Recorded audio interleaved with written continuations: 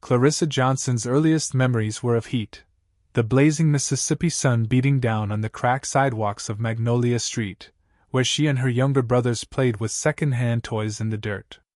Life wasn't easy in Jackson, especially for a black family in the 1980s. Her mother, Martha Johnson, was a housekeeper, worn down by long hours scrubbing floors for white families who barely looked at her. Her father, Earl Johnson, was a mechanic, proud but perpetually broke, fixing cars that were never quite good enough to pay the rent. Clarissa was bright. Her teachers saw it, but they rarely encouraged it. At school, she often sat in the back row, overlooked and underestimated. When she raised her hand, the teacher's eyes would slide past her as if she weren't there. Kids whispered behind her back, calling her Dirty Clarissa, mocking the faded dresses she wore, and snickering at the cheap shoes that were patched and worn. Her dark skin was a target too. Tar baby. Some boys called her on the playground, words that burned into her soul. Even when she tried her best, the world seemed designed to remind her she was less than. She watched her mother return home from long shifts, back aching, fingers raw, yet grateful for the crumbs she earned. Clarissa promised herself she wouldn't live the same life, but it wasn't easy to dream big when every door seemed bolted shut. By the time she turned 18, Clarissa had grown into a quiet, resilient woman, her spirit hardened by years of subtle and not-so-subtle slights. She left Jackson behind, moving to Atlanta, Georgia, where the city buzzed with opportunity, but the streets still whispered with the same racist undertones. For months she struggled, taking whatever jobs she could, cleaning motel rooms, working the night shift at a diner, even folding clothes at a laundromat. One fateful day, while looking through job listings at the local library, Clarissa saw a small ad. Housekeeper needed. Must be reliable, discreet, and have references. High pay. The address was in Buckhead, an affluent neighborhood where the streets were lined with white-columned mansions and perfectly manicured lawns. Clarissa almost didn't apply. She had no references, just years of hard, honest work. But something in her, that stubborn spark that had never quite gone out, pushed her to make the call. A week later, she stood nervously on the stone steps of a grand estate, her heart pounding in her chest. The door swung open, and there he was, Richard Whitmore, a man in his mid-40s, tall, with salt and pepper hair, sharp blue eyes, and an air of detached authority. He glanced at her resume briefly, not bothering to hide his skepticism as he sized her up. Experience? He asked curtly. I've worked in hotels, diners, cleaned homes before, Clarissa replied softly, her voice steady but humble. Richard nodded, barely listening. He seemed to see right through her, or maybe past her, as if she were just another part of the furniture, an invisible presence meant to serve. Can you start Monday? He asked. Clarissa's breath caught in her throat. Yes, sir. I can. And so it began. Her first weeks in the Whitmore house were marked by cold silence. Richard rarely spoke to her beyond giving instructions. Polish the silver, don't touch the wine cabinet, clean the pool house. His 5-year-old son, Oliver, a curious boy with tousled blonde hair and wide blue eyes, watched her from a distance, sometimes offering a shy smile, but Richard's gaze always held a warning. Stay in your place. Clarissa worked hard, moving through the mansion's gleaming halls like a ghost. The house was immaculate, but she cleaned as if it were filthy, scrubbing every corner, wiping down surfaces until they shone, taking care of the child's toys as if they were precious relics. Still, Richard never acknowledged her efforts. One rainy afternoon, as she dusted the library's shelves, she overheard Richard on the phone, speaking in a low, clipped voice. She's reliable, but not someone I'd trust around the important things. Clarissa's heart clenched. It wasn't the worst thing she'd been called, but it stung all the same. She swallowed the hurt, pushing it down deep where no one could see. She had to hold on. She needed this job. Yet life has a strange way of turning the tables when you least expect it. Because in just a few days something would happen, something that would change everything. Clarissa had been working at the Whitmore estate for just over 3 months when she noticed strange patterns emerging in the household. Richard's coldness toward her remained, he barely spoke to her unless it was to issue a terse instruction. Yet, despite his stony demeanor, Clarissa could sense a subtle shift whenever his son, Oliver, was nearby. The boy was a bundle of boundless energy, his laughter ringing through the grand halls, a sound Clarissa came to cherish during her long, silent days. Oliver had started to linger near Clarissa whenever she worked in the house. He'd peek at her from behind the kitchen island, watch her fold laundry, or quietly observe as she dusted the library shelves. Sometimes, when Richard wasn't looking, Oliver would sneak her a crayon drawing, his little hands smudged with color. Clarissa, careful not to overstep, would smile softly and tuck the drawing into her apron pocket. But the household's unspoken rules were clear. Clarissa was to remain unseen, unheard, an invisible pair of hands cleaning up after the lives of the rich. Richard's glances were cool and clipped, as if he was waiting for her to make a mistake. One humid June afternoon, the air thick with the scent of magnolias and cut grass, Clarissa was tending to the flower beds near the side of the house. She wore a simple dress, her hands dirt-streaked from pulling weeds, when she heard a sound that made her heart skip, a sharp, high-pitched scream slicing through the stillness. It was Oliver. Dropping the trowel, she sprinted around the corner, her pulse pounding in her ears. What she saw made her blood turn cold. Oliver was standing near the edge of the garden, his little face frozen in terror, and not 5 feet away, slithering toward him in the dappled sunlight, was a coral snake, its red, yellow, and black bands glinting ominously as it glided through the grass. Time seemed to slow. Clarissa's mind raced. Red touch yellow kills a fellow. It was deadly. Richard's voice was nowhere to be heard. He was probably inside, sipping coffee in his office, blissfully unaware. The gardener was off that day. There was no one else. Clarissa didn't think. She leapt forward, adrenaline surging, closing the distance in seconds.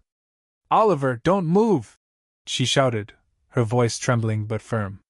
The boy froze, his eyes wide with fear. Clarissa dropped to her knees between Oliver and the snake, her body a living shield. The snake, agitated by the sudden movement, reared its head, tongue flickering, coiled to strike. Clarissa's breath caught. Her heart hammered so hard she thought it would burst. With one quick, desperate motion, she grabbed a nearby garden spade and swung, catching the snake just as it lunged. The blade connected with a sickening thwack, and the snake thrashed wildly, its fangs barely missing her arm. Clarissa swung again, tears blurring her vision, until the snake lay motionless in the grass. Silence fell. Oliver whimpered, clutching the hem of Clarissa's dress.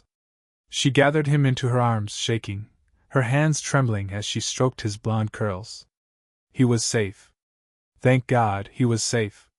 That was when she heard the sound of rushing footsteps, Richard's heavy shoes pounding across the patio. "What the hell?" he barked, his voice sharp with alarm, until he saw the scene before him. Clarissa, kneeling in the dirt, her dress torn and streaked with mud, holding Oliver tight as the lifeless coral snake lay a few feet away. For a long, breathless moment, Richard stared. His eyes locked onto Clarissa's, and for the first time, there was no coldness, no indifference. There was something else, shock, confusion, and the dawning realization that his assumptions about this woman had been so very, very wrong. He rushed to Oliver, gathering him up, inspecting him for wounds, his hands trembling. The boy was sobbing, clinging to his father, but through the tears he whispered, "Daddy, she saved me, she saved me." Clarissa sat back, exhausted, her chest heaving, heart still racing from the adrenaline. Her hands were scratched, and a small cut on her arm oozed blood where the snake's fangs had grazed her skin. Richard looked at her, his mouth opening as if to speak, but no words came out. He just stared, as if seeing her for the very first time. For a brief, fleeting second, Clarissa thought she saw something in his eyes, something that almost looked like respect. Almost. But then the moment passed, swallowed by the heavy, stunned silence. The snake lay dead. The boy was safe. And Clarissa, for the first time in her life, had proven herself impossible to ignore. The next morning, the Whitmore estate felt different. The sunlight streaming through the tall windows seemed softer, the air less tense. Clarissa could feel it, like the weight of an old, invisible chain had shifted ever so slightly, as if the gears of fate had turned a notch. Richard Whitmore didn't say a word to her that day, but his silence wasn't the usual cold dismissal. It was thoughtful, almost cautious, as if he was turning something over in his mind. Clarissa, for her part, tried to carry on as usual. She scrubbed the marble floors until they gleamed, polished the silver in the dining room, and folded Oliver's clothes with her usual care. Yet every task seemed fraught now, the memory of that snake, its bright, deadly bands, flickering in her mind like a nightmare she couldn't quite wake from. Later that afternoon, as she dusted the shelves in the study, she heard footsteps approaching. She turned to find Richard standing in the doorway, his arms crossed, watching her with an intensity that made her chest tighten. "Clarissa," he said, his voice lower than usual. She froze, the duster still in her hand. "Yes, sir?" He hesitated, an unfamiliar look of discomfort creasing his brow. He seemed unsure, as though grappling with words he wasn't used to saying. I wanted to thank you. For what you did." Clarissa blinked, unsure she'd heard him correctly. "Sir?" "For Oliver." "You." He cleared his throat, glancing away for a brief second before looking back at her. "You saved his life. I owe you for that." Clarissa felt a flush of heat rise in her cheeks, a strange mix of relief and cautious gratitude blooming in her chest. "I just did what anyone would have done, sir." His jaw tightened slightly, as if he didn't entirely agree. "No. You did what most wouldn't have. Especially given the circumstances." Clarissa knew what he meant, especially given the color of your skin. The air between them grew thick, heavy with unspoken things.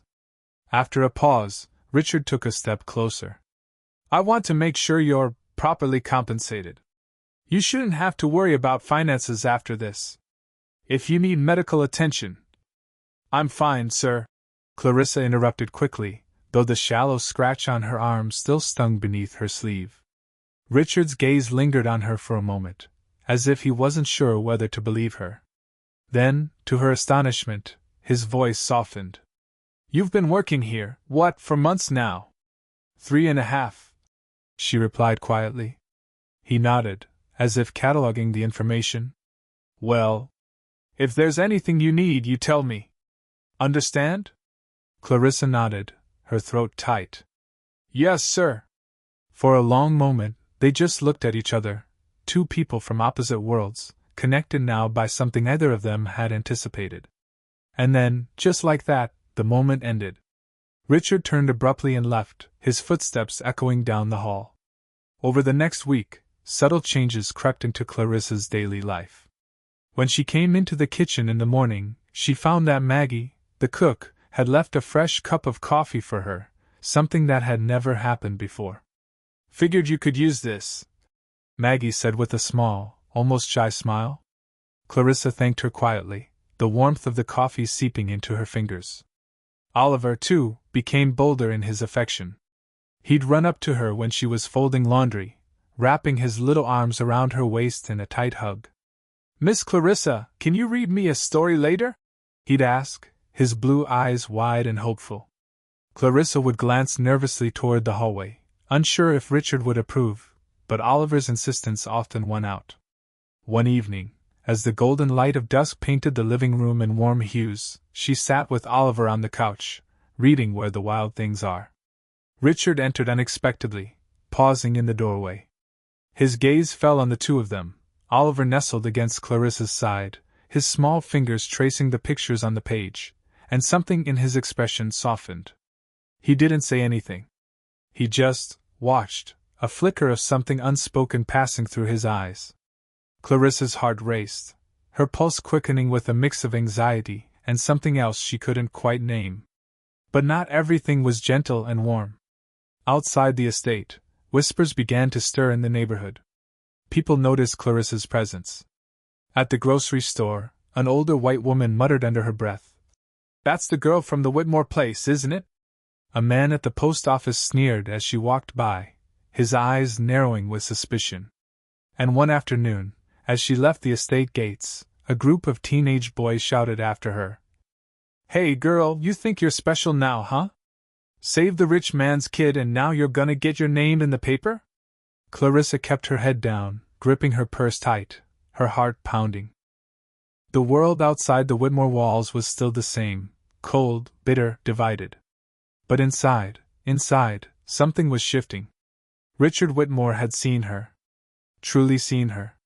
And for the first time in her life, Clarissa wondered if that might change everything.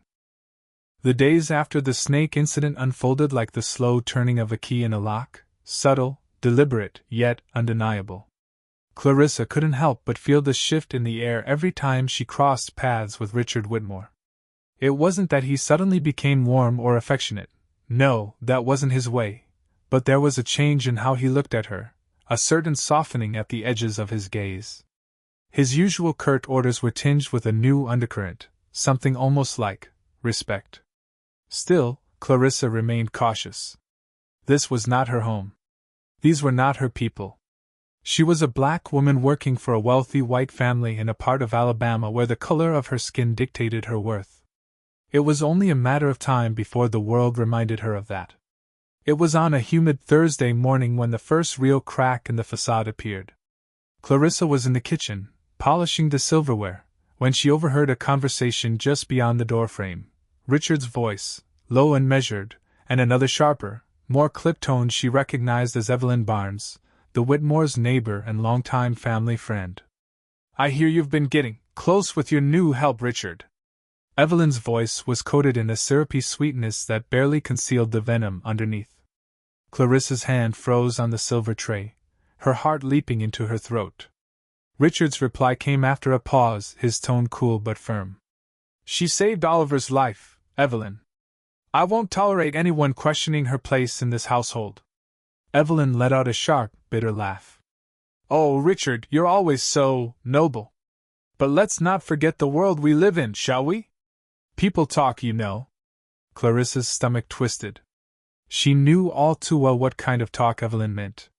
The conversation drifted away, their footsteps fading, but the words hung in the air like smoke.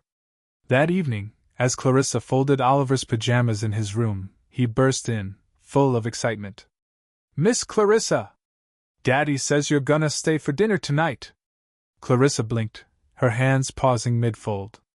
I don't think that's proper, sweetheart. But he said so. He told Maggie to set a place for you." Clarissa's heart pounded. She hadn't sat at the family table, not once in all her months working there. When the dinner bell rang, she hesitated at the threshold of the dining room, clutching the hem of her apron. Richard sat at the head of the table, Oliver already chattering away beside him. Maggie glanced up from the kitchen doorway, a flicker of surprise on her face as she watched Clarissa hover. "Clarissa!" Richard's voice rang out, smooth but commanding. "Come sit." Her feet moved before her mind caught up. She slipped into the empty seat at the far end, her fingers trembling as she smoothed her napkin across her lap. The meal itself was a quiet affair: roast chicken, mashed potatoes, green beans. Clarissa ate in small, careful bites, acutely aware of every movement, every glance that flickered her way. Oliver, blissfully unaware of the undercurrents, chattered about his school day. "Daddy, can Miss Clarissa come to my soccer game this weekend? She's the best cheerleader." Richard paused, his fork halfway to his mouth. "That's up to Miss Clarissa," he said finally, a faint smile tugging at the corner of his mouth. Clarissa felt her heart skip a beat. But outside the estate's tall gates, the whispers had grown into full-fledged rumors. At the church picnic that Sunday, Evelyn Barnes made a point of speaking loudly as she sipped her lemonade. "Imagine, a maid eating at the family table! In my day, that never would have happened." Several heads turned, their eyes sharp with judgment, their lips pursed in disapproval. Clarissa could feel it, even when she wasn't present, the tightening of the noose, the weight of society's gaze pressing down. One afternoon, as she left the local market, a man in a battered truck pulled up beside her, rolling down his window with a slow, deliberate smirk. "Hey there, girl. You think you're something special, huh? Playing house with the Whitmores?" Clarissa's hands clenched into fists, her breath shallow as she quickened her pace. She tried to shake it off, but the words clung to her like burrs on a dress. Back at the estate, things grew complicated. Richard began leaving small, unexpected gestures, a fresh bouquet of flowers in the foyer, a book left on the table with a note. For Oliver's bedtime. Thought you might like this one. He started asking Clarissa's opinion on little things. Should they repaint the guest room? Did she think the new cook Maggie hired would work out? It wasn't romantic, not yet. But it was a closeness, a subtle blurring of lines that left Clarissa feeling unsteady, as if she were standing on a rope bridge swaying in the wind. And yet, for all the quiet moments of connection, the tension between them simmered just beneath the surface. One evening, as they stood in the kitchen discussing Oliver's school project, Richard reached for a pen at the same moment Clarissa did. Their fingers brushed, just for a moment, and the contact sent a shiver down her spine. Richard's eyes locked onto hers, a flicker of something dangerous, something unspoken, passing between them. Neither of them said a word. But in that charged silence, 1,000 unspoken truths lingered in the air. Clarissa knew then, with a mix of fear and curiosity, that the story of her life was shifting in ways she couldn't yet fully understand. By the time autumn settled over Montgomery, the whispers surrounding Clarissa had turned into sharp-edged words, slicing through her like 1,000 tiny paper cuts. Every trip to the market, every errand into town, she could feel the eyes following her, cold, judgmental, condescending. It wasn't just the way they looked at her, it was the things they said when they thought she wasn't listening. There she goes, the Whitmore's little pet. High and mighty, like she owns the place. Doesn't she know her place? Clarissa tried to keep her head down, to focus on her work, but the weight of it all grew heavier by the day. And Richard Whitmore, he wasn't blind to it. One crisp October morning, Clarissa was in the garden, pruning the rose bushes, when she heard the sound of gravel crunching under tires. A sleek, black car she recognized as Thomas Grayson's, a local businessman and one of Richard's old friends, pulled up to the house. Thomas stepped out, all arrogance and polished boots, a cigar clenched between his teeth. He barely glanced at Clarissa as he strode toward the front porch, but she caught the sneer in his voice as he called out, "Richard! Mind if I have a word about your new arrangements?" Clarissa's chest tightened. She could feel it coming, like the low rumble of thunder in the distance. The confrontation happened that afternoon. Clarissa was dusting the shelves in the study when she heard raised voices spilling out from the veranda. Curiosity, and a flicker of dread, drew her closer. "It's a bad look, Richard!" Thomas's voice was sharp, the words slicing through the humid air. "You're risking your reputation, your business, even. People are talking, for God's sake."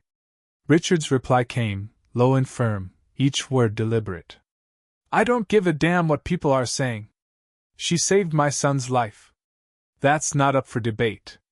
Clarissa's breath caught in her throat. Thomas let out a scoffing laugh. "You think the world cares about that? They see a black woman eating at your table, sitting in your house like she belongs. Hell, they'll think you've lost your mind." There was a pause, heavy and electric. "I know exactly what I'm doing," Richard said quietly, but his tone was iron. "And if anyone has a problem with it, they can take it up with me." Clarissa's hands trembled, her heart thudding wildly in her chest. But it wasn't just Thomas. That weekend, as Clarissa walked to the market, she heard footsteps behind her. She turned to see a group of teenage boys, local kids she recognized by face, but not by name, following her, smirking and laughing. "Hey, lady," one of them jeered. "Heard you're getting all cozy up at the Whitmore place. What's he paying you in, huh?" The others snickered, the taunt hanging in the air like the sour scent of sweat and cheap beer. Clarissa stopped in her tracks, her pulse racing, but she refused to show fear. "I'm paid to keep the house running," she said evenly, her voice steady despite the heat rising in her chest. "And I do my job well." "Oh, I bet you do," the boy sneered, stepping closer, his breath hot and foul. Before she could move, a figure appeared behind her. "Richard." His voice was a whip crack, slicing through the moment. "Is there a problem here, boys?" The teenagers froze. Richard's eyes were cold steel, his jaw tight. "And no, sir," the lead boy stammered, backing away. The others scattered, their bravado evaporating like mist. Clarissa felt a surge of something complicated. Gratitude, yes, but also frustration, a gnawing awareness of how quickly this could spiral beyond anyone's control. That night, after Oliver had gone to bed, Clarissa found herself standing on the porch, staring out at the dark fields beyond the estate. The night air was cool, the scent of cut grass sharp in her nose. She hugged herself tightly, the weight of the past weeks pressing down like a physical force. Behind her, the door creaked open, and Richard stepped out, holding 2 steaming mugs of coffee. He handed one to her without a word, standing beside her in the quiet. They drank in silence for a long moment, the only sounds the distant hum of crickets and the rustling of leaves in the wind. Finally, Clarissa spoke, her voice barely above a whisper. "Why are you doing this?" Richard turned, his gaze searching her face. "Because you deserve better," he said simply. "Because you saved my boy, and I won't let the world tear you apart for that." Clarissa felt a lump rise in her throat. She swallowed hard, blinking against the sudden sting of tears. "I'm not looking for trouble, Mr. Whitmore." "I know," he replied softly. "But sometimes trouble finds us, whether we want it or not." He reached out, just briefly, his fingers brushing her wrist in a fleeting gesture of solidarity. It wasn't romantic, not exactly, but it was a connection, a silent understanding that neither of them could fully articulate. But fate wasn't done testing them yet. Because the real storm was brewing, one that would force Clarissa to risk everything once again, and prove to a community that her worth wasn't measured by the color of her skin. It would come on a night when the wind howled through the trees, and danger slithered in through the very walls of the house she had come to see as her prison and her sanctuary. And when it did, Clarissa would have to make a choice that would change everything. It was a night thick with the weight of an approaching storm. The sky had darkened early, clouds rolling in like bruised fists across the heavens. The air inside the Whitmore estate felt charged, as if the walls themselves were holding their breath. Clarissa had finished cleaning the dining room and was wiping down the long, polished table when she heard a sound, faint, almost imperceptible. A soft hiss, like a whisper curling through the air. Her hands froze. She tilted her head, listening. There it was again. A slow, deliberate slithering sound. Clarissa's heart jolted. She dropped the cloth, her eyes darting around the room. The sound wasn't coming from the hall, or the kitchen. It was coming from upstairs. From Oliver's room. Without thinking, she bolted. The fear surged through her veins like a wildfire, burning away any hesitation. Her feet pounded up the grand staircase, taking the steps 2 at a time, her breath coming in ragged gasps. As she reached the top landing, the sound grew louder, a dry, rasping hiss, unmistakable now. Clarissa burst into Oliver's room, and froze. There, coiled at the foot of the boy's bed, its black scales glistening in the dim light, was a massive cottonmouth snake, its triangular head lifted, tongue flicking the air. Oliver lay sound asleep, his small chest rising and falling with each innocent breath, unaware of the danger lurking just feet away. Clarissa's pulse thundered in her ears. The snake's eyes gleamed like shards of obsidian, its mouth slightly open, revealing the deadly fangs poised to strike. For a split second, Clarissa felt the primal grip of fear. Her mind screamed at her to back away, to call for help, but there was no time. If she left, the snake could strike in an instant. If she hesitated, Oliver could die. Her hands clenched into fists, her nails digging into her palms. "No!" she whispered fiercely, her voice steady even as her body trembled. She scanned the room, eyes locking onto a heavy wool blanket draped over a chair. Without a second thought, she snatched it up, heart hammering, and moved slowly toward the bed. The snake's head turned toward her, its body tensing, coiling tighter. Clarissa swallowed hard, her breath shallow. Her hands shook as she lifted the blanket, holding it out like a shield. "Easy now," she whispered, as much to herself as to the creature. With a swift, desperate motion, she threw the blanket over the snake, muffling its angry hiss, and lunged forward, wrapping the fabric tight around its body. The snake thrashed violently, its body writhing in the bundle, but Clarissa held on, tightening her grip with every ounce of strength she had.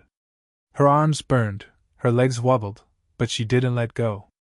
She staggered backward, the snake twisting and bucking in her grasp, and stumbled into the hallway. "Mr. Whitmore!" she shouted, her voice raw with urgency. "Mr. Whitmore! The boy, he's safe, but I've got a snake!" The commotion must have startled Oliver, because his cries rang out a second later, high and terrified. Doors burst open. Richard appeared at the top of the stairs, eyes wild with panic, followed closely by the butler, Frank, who had heard the shouts from below. Clarissa nearly collapsed from the strain, the weight of the snake in her arms like a living nightmare, but she kept her grip firm, forcing herself to hold on. Richard's face paled when he saw the scene, a black woman standing in his grand hallway, clutching a writhing serpent in her arms like some kind of warrior from legend. "My God!" he gasped, running forward. "Clarissa, are you—" "I'm fine," she panted, her voice hoarse. "But we need to get this thing out of the house. Now." Frank grabbed a large canvas sack from the kitchen, and together they managed to wrestle the snake into it, tying the top tight. Clarissa collapsed against the wall, her chest heaving, sweat pouring down her face. Her arms were covered in shallow scratches where the snake's scales had scraped her skin, but she didn't care. Oliver was safe. That was all that mattered. Later, after the house had calmed, Richard found her sitting quietly in the kitchen, a cup of tea trembling in her hands. He approached her slowly, his expression unreadable. "You saved my boy." Again. His voice was quiet, almost reverent. "I don't know how to thank you." Clarissa shook her head, exhaustion washing over her like a wave. "You don't have to. I did what anyone would do." Richard stared at her, a strange intensity in his gaze. "No, Clarissa. Not anyone would have done what you did." He paused, his voice thickening. "You risked your life for my son. And I'll never forget that." He reached into his pocket, pulling out a small, folded envelope, and slid it across the table to her. Clarissa frowned, her brows knitting. "What is this?" "Your future," Richard said quietly. Inside the envelope was a deed to a modest but charming house just outside of town, along with a check that made her breath catch in her throat. "It's yours, Clarissa. A place of your own, far from all this mess." Tears welled up in her eyes, and she pressed a trembling hand to her mouth, unable to speak.